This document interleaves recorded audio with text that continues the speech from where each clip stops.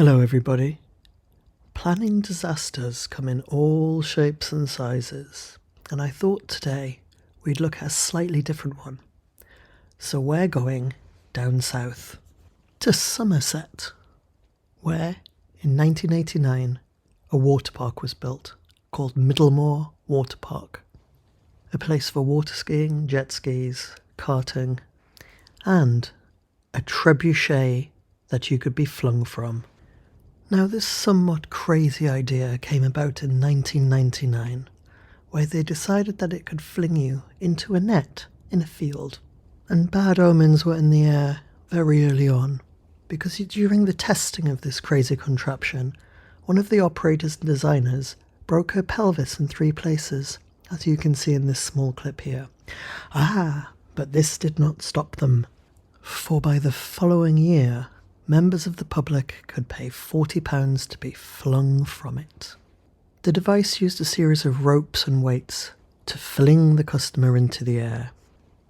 Before firing them off, they would use a similarly weighted dummy to make sure that they would land in the net.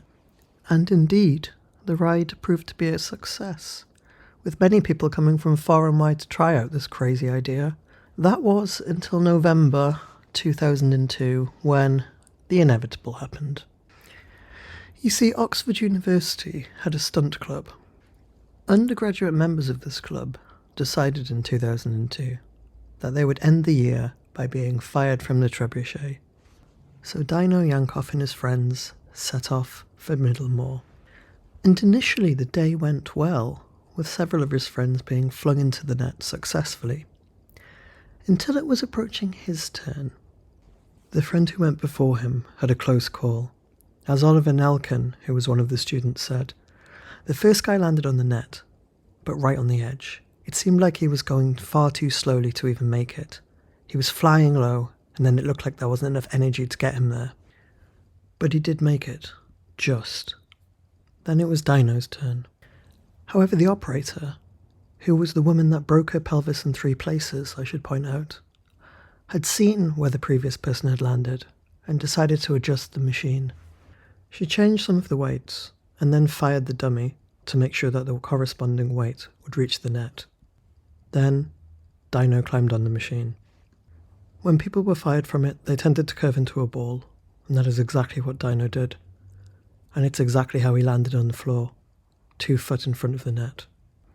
The first paramedic to reach him said the injuries were horrific, but Dino was still alive, and he was well aware of how serious his injuries were, telling the paramedic that he was going to die, and he did, 2 hours later, in hospital.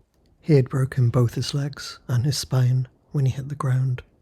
This absurd machine was designed and built by David Aikenhead and Richard Wicks. The woman who broke her pelvis, Stella Young, was Mr. Wicks' partner. So this guy managed to break his partner's pelvis in 3 places, and yet they still decided to go ahead with this Mad Max 3 style fireground ride.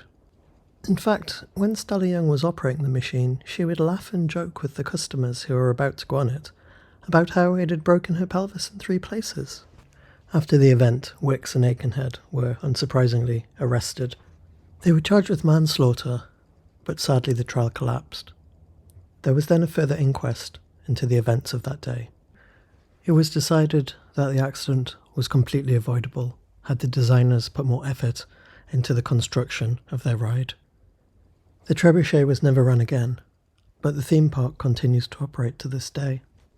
So nobody was punished, and some might say they got away with it. So if you've got any ideas for any rinky-dink contraptions for a theme park, go right ahead and build it.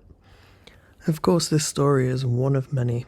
There have been so many theme park disasters that this might be the start of a series. Anyhow, hope you're all well, and thank you for liking this video and subscribing if you have done so, and I'll see you in the next one. Oh, and stay away from sketchy theme parks.